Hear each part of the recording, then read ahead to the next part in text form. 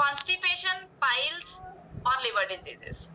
अब आप मुझे बताइए कितने लोग ऐसे हैं आज के सेशन के अंदर जिनको खुद को या उनके बहुत ही क्लोज परिवार वाले, रिलेटिव या फ्रेंड्स को ये प्रॉब्लम है, कॉन्स्टिपेशन का प्रॉब्लम, पाइल्स का प्रॉब्लम या लिवर डिजीज, यानी कि फैटी लिवर आता है परसेंट। और अगर वेस्टर्न कंट्रीज में जाते हैं वहां पे तो ऑलमोस्ट 92% है ये। इंडिया फिर भी अभी थोड़ा बचा हुआ है क्योंकि हमारे कुछ एरियाज ऐसे हैं जहाँ पे अभी इंडियन टॉयलेट्स हैं, तो सब घरों में अभी तक वेस्टर्न टॉयलेट्स नहीं आई हैं, तो इसलिए थोड़ा सा बचा हुआ है। लेकिन हमारा लाइफस्टाइल तो बिगड़ चुका है। ऑलमोस्ट 85% लोग, 80 to 85% लोग कॉन्स्टिपेशन से शिकार हैं।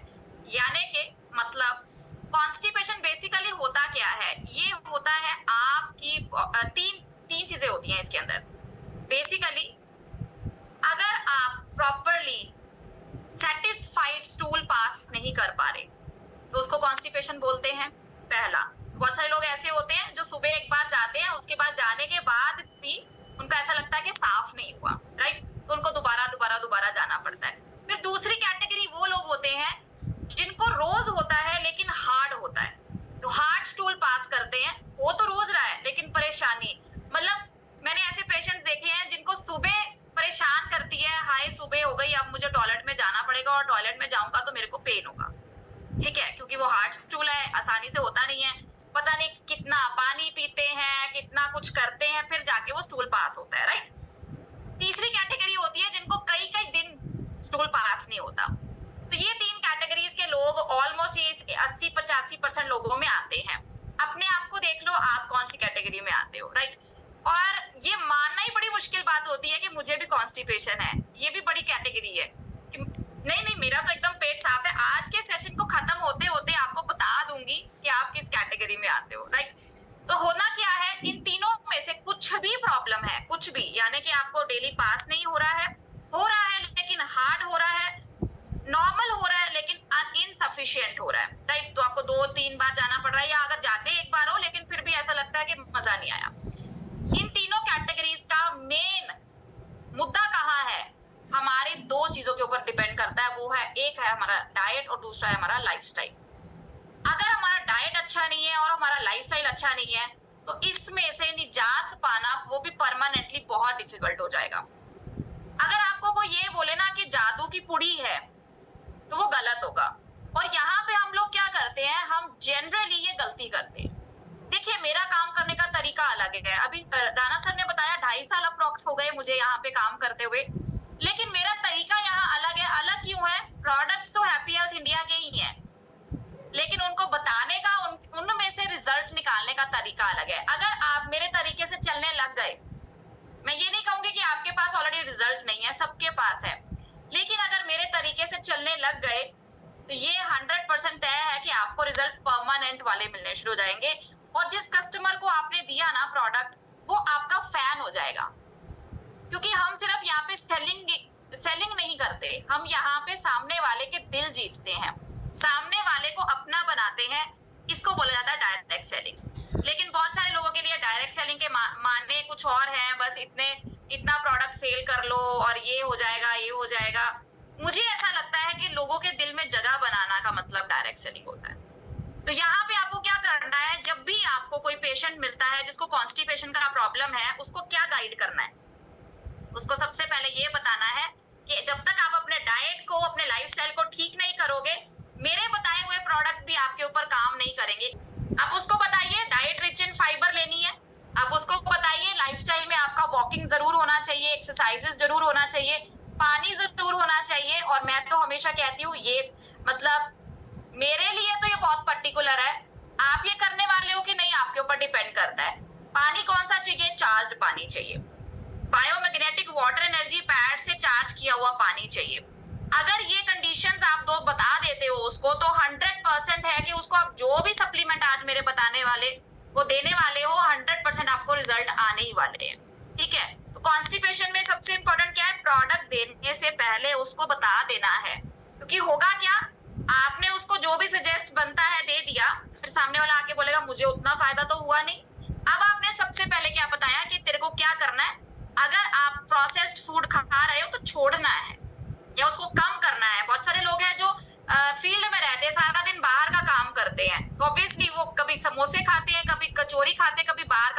खाते हैं, तो उनका ना तो कॉन्स्टिपेशन रिलीव होने वाला है क्योंकि रिफाइंड फूड खा रहे हैं, और ना ही उनके बैकग्राउंड में जो पाइल्स का प्रॉब्लम बन रहा है वो ठीक होने वाला है। क्योंकि पाइल्स कैसे बनती है उसको एक बार थोड़ा सा समझते हैं। हमारा एक बहुत इंपॉर्टेंट ऑर्गन है बॉडी के अंदर जिसे बोला जाता है लिवर। लिवर क्या करता है, वो हमारी बॉडी में जितना भी, खास करके लोअर लिम्स में, पैरों में, टांगों में, लोअर पार्ट में जितना भी ब्लड है उसको कैरी करता है। उसके अंदर से एक नाड़ी जा रही है ब्लड की, उसको कैरी करता है और हार्ट में लेकर जाता है, तो हार्ट में उस ब्लड को ड्रेन करता है।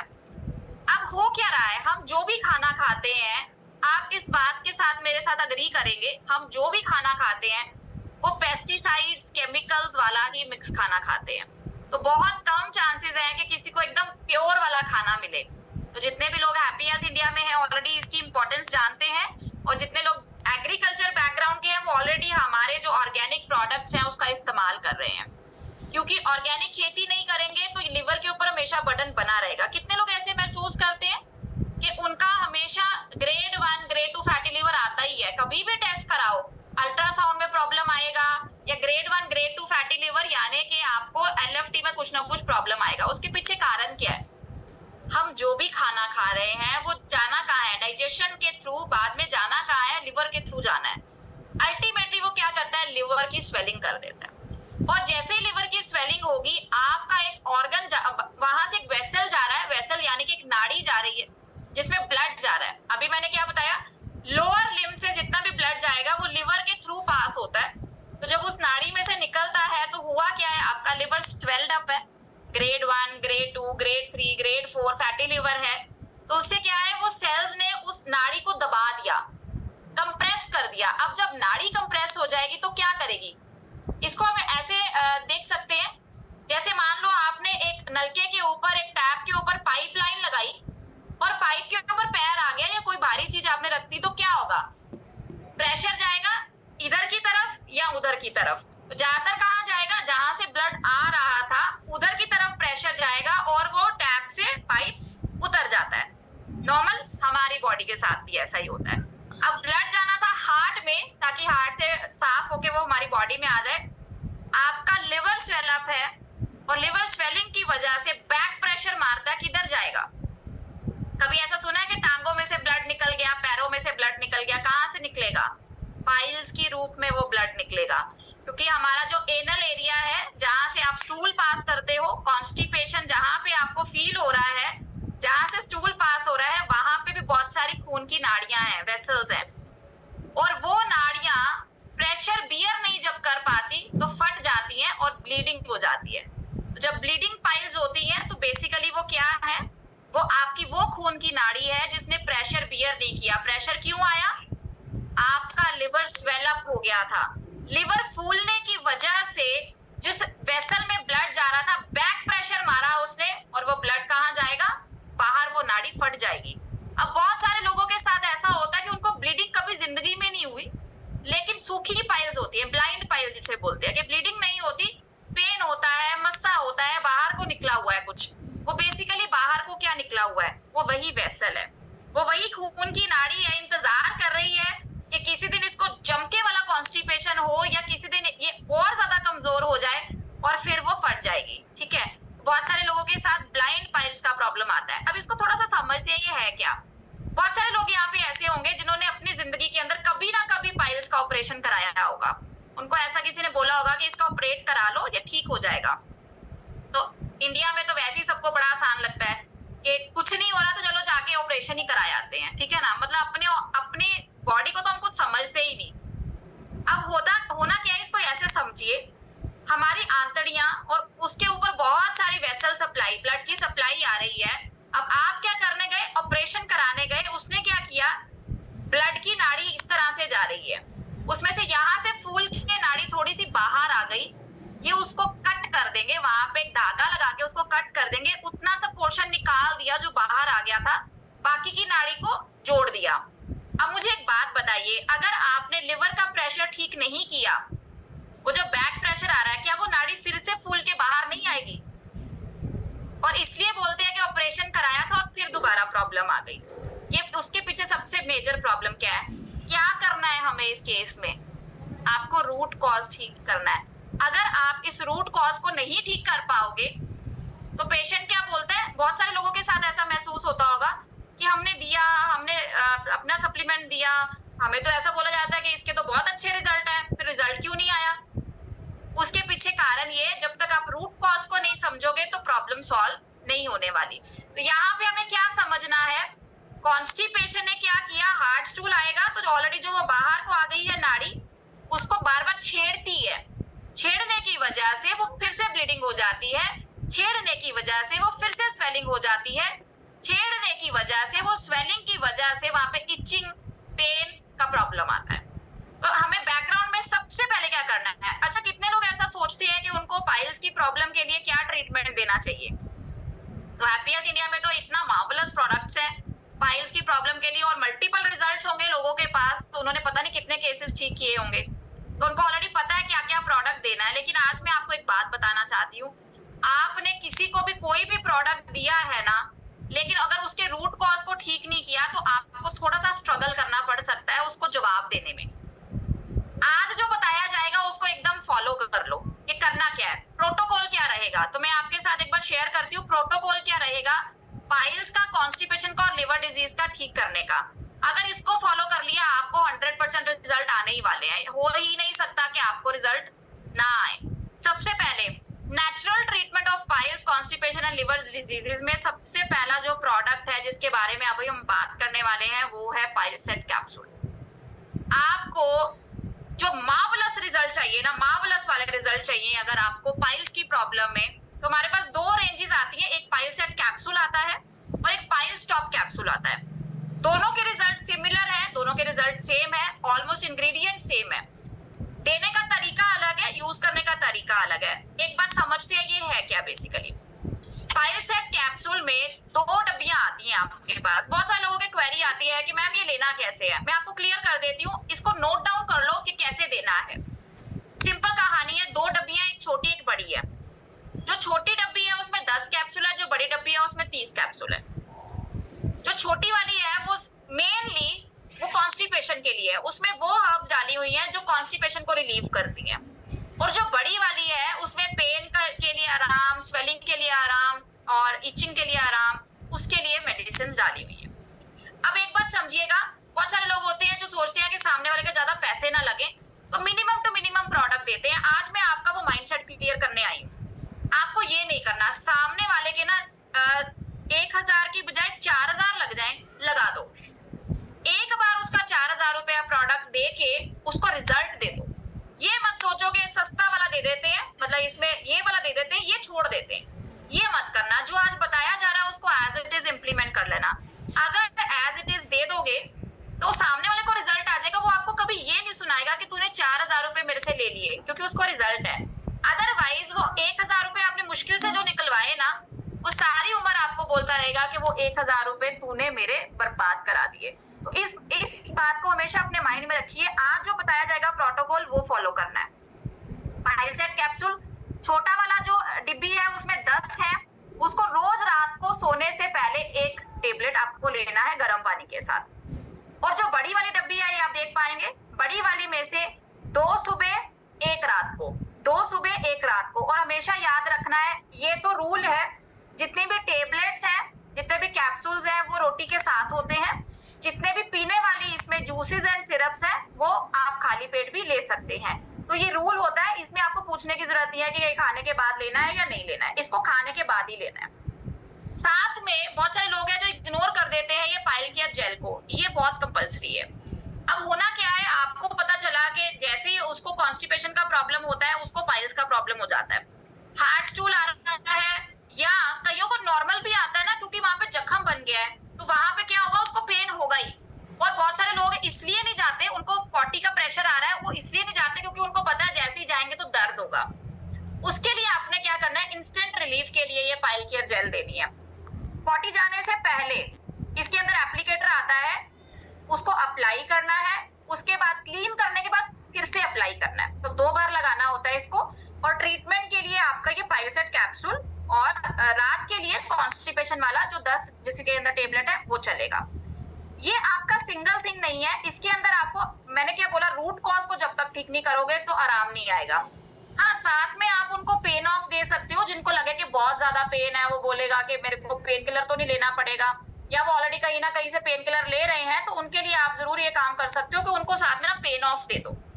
इसके बहुत अच्छे रिजल्ट्स हैं साथ में, आप इसको पेन ऑफ साथ में अगर दे दोगे तो उसको पेन नहीं रहेगा। तो पेन ऑफ कैसे देना होता है, डिपेंडिंग अपॉन के कितना पेन है, एक सुबह एक शाम को या 2 सुबह 2 शाम को, वो डिपेंडिंग अपॉन के कितना पेन है, ये भी खाने के साथ ही देनी है, ठीक है। उसके बाद अब एक बात समझिएगा, सामने वाला बोले मेरे को कॉन्स्टिपेशन है, सामने वाला बोले कॉन्स्टिपेशन नहीं है, तब भी पाइल्स के केस में आपको happy tummy tablet and juice देना ही है। अब बेसिकली ये happy tummy tablet and juice करता क्या है, इसको समझते हैं। इसके अंदर आपने देखा कि त्रिफला है, ठीक है, त्रिफला के साथ साथ बहुत सारे और इंग्रेडिएंट्स भी हैं। त्रिफला को हम बहुत सालों से जानते हैं, मुझे याद है मेरे दादाजी, क्योंकि वो आयुर्वेदा पढ़ते थे, तो वो भी हमें इसके बेनिफिट्स बताते थे।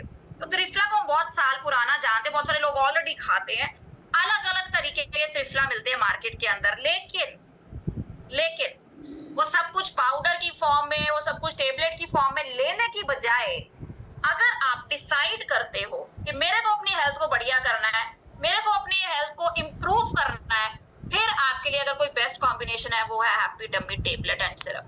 Best in the market. क्यों बोल रही हूँ, 14 साल का एक्सपीरियंस है। क्यों, हर कुछ ट्राई किया है पेशेंट्स के ऊपर, सब कुछ ट्राई करने के बाद मैंने यहाँ पे क्यों डिसाइड किया कि मुझे यहाँ पे क्यों आना है, यहाँ पे क्यों फुल फ्लेज काम करना है, क्योंकि मुझे इसके प्रोडक्ट्स बहुत अच्छे लगे। हर प्रोडक्ट में दम है इसकी। आप देखोगे केवल 3 इंग्रेडिएंट, आप बोलोगे मार्केट में भी तो त्रिफला मिल रहा है, हम ये वाला क्यों ले, हम वो क्यों ना ले। एक बार उसको तो आप यूज कर ही रहे हो, एक बार इसको यूज करके देखो, फिर आपको डिफरेंस पता चलेगा कि फर्क क्या है। क्योंकि बहुत बार क्या होता है कि हमें कुछ हिडन इंग्रेडिएंट्स डालने पड़ते हैं इसके अंदर, अदरवाइज ये हमेशा होता है। अगर आपका कोई दोस्त है जो मैन्युफैक्चरिंग करता है मेडिसिन की, तो आपको वो जरूर बताएगा इस बात का, क्योंकि कुछ इंग्रेडिएंट्स हमें हिडन डालने पड़ते हैं, वो कंपलसरी है, अदरवाइज उसी कॉम्बिनेशन को आप बना लोगे, सेम रिजल्ट नहीं निकाल पाओगे। तो ये हमारा थोड़ा सा जरूर होता है कि हम कुछ इंग्रेडिएंट इसमें जरूर डालते हैं, इसीलिए मैंने बोला 100% रिजल्ट आएगा। करना क्या है, हैप्पी टमी टेबलेट को रात को सोने से पहले, जो आपने कॉन्स्टिपेशन वाला एक टेबलेट लिया, 2 टेबलेट इसके लेने हैं, इकट्ठा लेना है गर्म पानी के साथ, और उसके बाद सो जाना है। सुबह उठ के एम्प्टी स्टमक आपको हैप्पी टमी सिरप लेना है, क्योंकि इसके अंदर एलोवेरा और बहुत सारे और इंग्रेडिएंट्स भी डाले हैं। ये एक बेस बनाएगा, स्लाइमी लेयर क्रिएट करेगा स्टूल के अराउंड, और अगर स्टूल के अराउंड स्लाइमी लेयर होगी तो वो खराब नहीं करेगी उस जख्म को जो हील कर रहा है, वो लेयर बन जाएगी उसके अराउंड, उससे आसानी से स्टूल भी पास हो जाएगा। और सबसे बड़ी बात पता क्या है, जो जख्म बन गया है, जो बार बार कुरेद रहा था, जिसकी वजह से दर्द और स्वेलिंग हो रही है, उसमें आराम आ जाएगा। तो एलोवेरा उसके अंदर डाला हुआ है, सुबह उठ के 30 ml थोड़े से गर्म पानी के बीच में डाल के लेना है। अब इसका लेने का तरीका क्या रहेगा, हमेशा जब भी मैं कोई पाइल्स का पेशेंट को ये ट्रीटमेंट प्रोटोकॉल देती हूँ, जो आपके साथ भी शेयर कर रही हूँ, मिनिमम 6 मंथ्स देना ही होता है। उसको आराम तो 15 दिन में भी आ जाएगा, उसको आराम तो 1 महीने में भी आ जाएगा, और कई लोगों को तो 5 दिन में भी आराम आ जाता है। बहुत सारे लोग हमारे साथ ऐसे भी हैं, 5 दिन के बाद कभी जिंदगी में पेन नहीं हुआ, कभी ब्लीडिंग नहीं हुआ, लेकिन कोर्स फिर भी 6 महीने चलेगा ही चलेगा। क्यों, अभी एक बात को समझिए, रूट कॉज पे जा रहे हैं। जब तक वो लिवर का स्वेलिंग नहीं निकलेगा, वो वेसल्स का बैक प्रेशर नहीं निकलेगा, उसको फिर से प्रॉब्लम आ जाएगी। फिर वो क्या बोलेगा, जैसे और बहुत सारी जगह से ट्रीटमेंट लिया, मैंने वहां से भी लिया था, वहां से भी लिया था, वहां से भी लिया था, हैप्पी इंडिया से भी लिया, फर्क तो हमें यहाँ पे भी नहीं पड़ा, या फर्क पड़ने के बाद दोबारा फिर से हो गया। तो यहाँ पे क्या है, उसको चाहे 7 दिन में आराम आ जाए, लगातार 6 महीने ये चलेगा ही। तो हैप्पी टमी टेबलेट रात को सोने से पहले 2 टेबलेट लगातार 15 दिन इसी तरह चलेंगी। उसके बाद 15 दिन के बाद आप उसको रिड्यूस करेंगे, उसको हफ्ते में 2 बार कर देंगे। ग्रेजुअली जब कॉन्स्टिपेशन में रिलीफ हो जाएगा तो उसको हफ्ते में 1 बार कर देंगे, पूरा बंद नहीं करेंगे।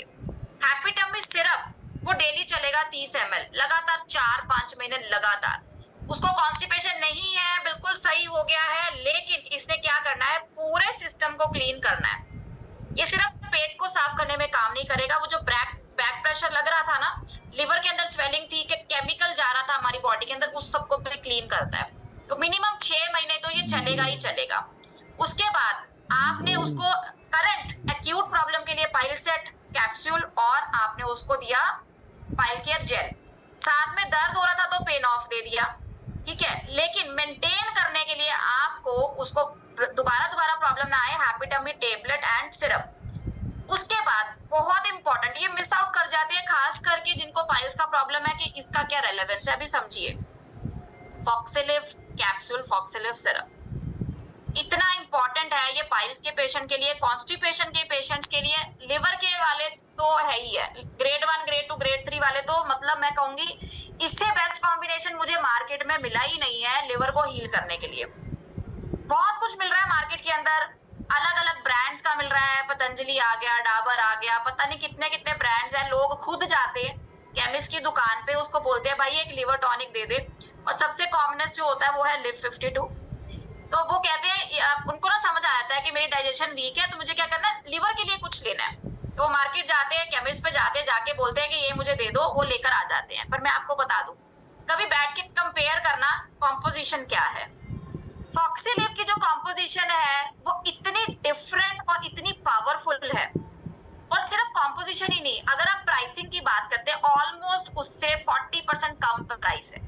तो पैसे भी आप कम देने वाले हो, रिजल्ट भी आप ज्यादा लेने वाले हो, तो मुझे एक बात बताइए मार्केट में जाने की जरूरत क्यों है। और अगर दो चीजें हैं यहाँ पे, मैं एक चीज जरूर क्लियर करूंगी, हालांकि इंग्रेडिएंट्स का थोड़ा सा फर्क है कैप्सूल और सिरप के अंदर। एक चीज का ध्यान रखिए, जिनको डायबिटीज का प्रॉब्लम है उनको मैं जनरली सिरप नहीं रेकमेंड करती हूँ, उनको मैं कैप्सूल रेकमेंड करती हूँ, क्योंकि आज डायबिटीज भी हर घर में है, हर घर में, राजधानी बन गई इंडिया डायबिटीज की, तो हर घर में ऑलरेडी प्रॉब्लम है। तो उधर आप ये ना करो कि आप सिरप दे के उसका शुगर ही बढ़ा दो, क्योंकि उसमें थोड़ा सा बेस होता है ना, शुगर बेस्ड होता है। तो क्या कर सकते हो आप, इसको ज्यादा अच्छे रिजल्ट निकालने के लिए फॉक्सिलिव कैप्सूल दे दो, और साथ में आप उनको नोनी प्लस दे दो, नोनी प्लस जो आता है वो साथ में दे दो, उसको पचाने में भी आसानी रहेगी, इजीली काम भी करेगा, और जो इंटरनल स्ट्रेंथ चाहिए ना वो भी उसको मिल जाएगी। और इस बात का कभी आपको फिक्र नहीं करना कि कोई गर्म तासीर की चीज है, ठंडी तासीर की, बैलेंस्ड है हमारे पास। ये सबसे बड़ी खासियत है कि कोई भी आयुर्वेदिक प्रोडक्ट लेने से पहले लोग डरते हैं कि ये गर्मी तो नहीं कर जाएंगे। दो चीजों का ध्यान रखिए, अगर आपको फिक्र है कि सामने वाले ने कभी आयुर्वेदा नहीं लिया है और उसको गर्मी ना कर जाए, तो उसको फॉक्सिलिव जरूर देना साथ में, स्टार्टिंग में ही। मतलब वो जब आके बोले कि भाई गर्मी हो गई, फिर नहीं देना है, शुरू में ही जब भी आप ट्रीटमेंट शुरू करने वाले हो तो फॉक्सिलिव जरूर देना है। और डायबिटिक को अवॉइड करना है, ऐसा नहीं है कि बिल्कुल नहीं दे सकते, दे दो, आप उसके शुगर लेवल्स देख के दे सकते हो, या आप बेटर वे क्या है, फॉक्सिलिव कैप्सूल और नोनी प्लस दे दो। और ये कंपल्शन है, जितने भी पाइल्स के पेशेंट है उनको देना ही देना है, ये कंपल्शन है। आना बड़ा ज्यादा जरूरी है कि सामने वाले को क्या बताना है। तो यहाँ पे आपको क्या बताना है, जब तक वो बैकग्राउंड में अपने रूट कॉज को ठीक नहीं करेगा तो उसका पाइल्स का प्रॉब्लम परमानेंटली सॉल्व नहीं हो सकता। एक चीज आप और ऐड कर सकते हो इसके अंदर, मैं अगर आपके साथ बात करूं, एक चीज हम और ऐड कर सकते हैं, वो डिपेंडिंग अपॉन की कंडीशन क्या है, हर केस अलग है ना। कुछ लोग बोलते हैं कि मैं तो ज्यादा ट्रैवलिंग में रहता हूं, मैं तो इतना कुछ ले ही नहीं सकता, तो वहां पे आप क्या कर सकते हो, आप उनको गैस्ट्रोवेल ड्रॉप्स दे सकते हो, ये भी सेम काम करता है। इसमें इंग्रेडिएंट्स थोड़े से कम है लेकिन ये सेम काम करता है। कैसे, आप क्या करो, सिंपल सी कहानी है, उसको पाइल सेट कैप्सूल दिया, सुबह शाम 2 सुबह 1 रात को, साथ में रात को कॉन्स्टिपेशन वाला एक टेबलेट दे दिया, सोने से पहले हैप्पी टमी टेबलेट दिया, सुबह हैप्पी टमी सिरप दे दिया, ठीक है। अगर जिसको आप फॉक्सिलिव कैप्सूल दे रहे हो उसको सुबह हैप्पी टमी में नोनी जूस मिक्स करके ले लेना है, काम खत्म। उलझाना नहीं है सामने वाले को कि वो लगे कि भाई मैं तो इतना सारा दिन क्या सप्लीमेंट ही लेता रहूंगा, रिजल्ट निकालना है, पर अकेला कुछ देके भी रिजल्ट नहीं आएगा। ये सारा कुछ जब आप कॉम्बिनेशन में दोगे, हो ही नहीं सकता कि रिजल्ट ना आए, 100% रिजल्ट आना ही है। अब कुछ लोग हैं जो ट्रैवलिंग में रहते हैं, वो जूसेस कैरी नहीं कर सकते, उनको फॉक्सिलिव कैप्सूल और गैस्ट्रोवेल साथ में दे दो। गैस्ट्रोवेल क्या करता है, जिनको तासीर बहुत गर्म रहती है, उनको लगता है कि बहुत गर्मी हो जाती है,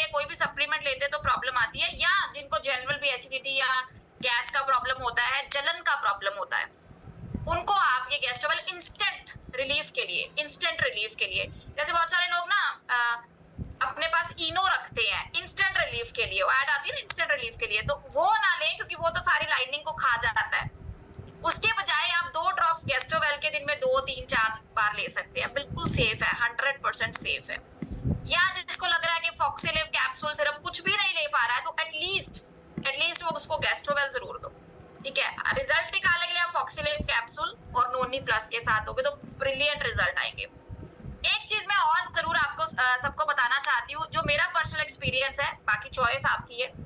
मुझे ऐसा लगता है कि अगर आपको रिजल्ट परमानेंट चाहिए, अब आपने क्या किया, उसके साथ कमिटमेंट कर ली कि भाई 6 महीने तेरे को ट्रीटमेंट करना है मेरे साथ, तब तेरे को 100% कभी जिंदगी में प्रॉब्लम नहीं होने वाली। तो 6 महीने का आपका कंसिस्टेंसी तैयार हो गया। अब उसको नहीं आपको बोलना पड़ेगा कि भाई तेरे प्रोडक्ट लेने वाला है या तेरे को अभी सप्लीमेंट इस महीने भी लेना है। उसने अपनी नीड के लिए लेना है, अपनी जरूरत के लिए लेना है, क्योंकि उसको ठीक होना है। लेकिन अगर आप इन रिजल्ट्स को परमानेंट चाहते हैं, क्योंकि हमेशा केमिकल तो हमारे शरीर में जाने ही वाला है, बार बार लिवर में सोजिश तो आने ही वाली है, तो उसको निकालने के लिए आप क्या कर सकते हो, हम जो करते हैं वो है बायोमैग्नेटिज्म की मदद लेते हैं। आप सबको पता है हैप्पी हेल्थ इंडिया का एक मार्वलस माइंड ब्लोइंग प्रोडक्ट है जिसे बोला जाता है बायोमैग्नेटिक वाटर एनर्जी पैड।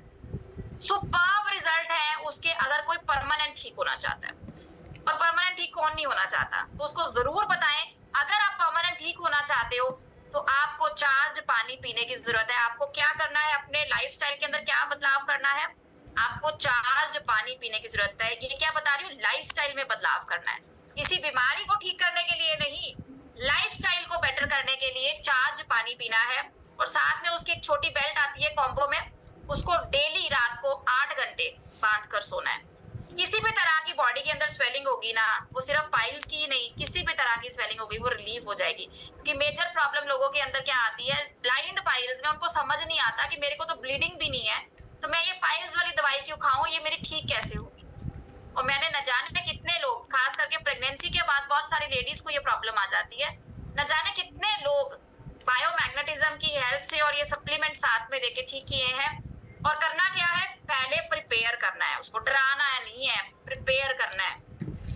ये नहीं सोचना कि कस्टमर आ गया एक बार तो दे दें उसको, बाद में देखी जाएगी, ये माइंडसेट नहीं रखना। माइंडसेट क्या होना चाहिए, लोगों की सेवा करने का, लोगों की हेल्प करने का। अगर हम ये करने में कामयाब हो जाते हैं तो फिर दुनिया की कोई ताकत आपको रोक नहीं सकती नंबर 1 बनने में। और मेरा तो ये मानना है, और मैं हमेशा एक बात कहती हूँ कि अगर आप दूसरों की मदद करने के हिसाब से उसको मिलने जाते हैं या उसको बताते हैं, तो सामने वाला समझता भी है, मानता भी है, करता भी है, आपको रिजल्ट भी निकाल के देता है, और सबसे बड़ी बात आपके साथ हमेशा वो जुड़ा रहता है। यहाँ पे प्रॉब्लम क्या आती है, हम एक बार प्रोडक्ट दे देते हैं और उसके बाद उसको पूछते नहीं है। ये नहीं करना है, अपने माइंड सेट को चेंज करने की जरूरत है।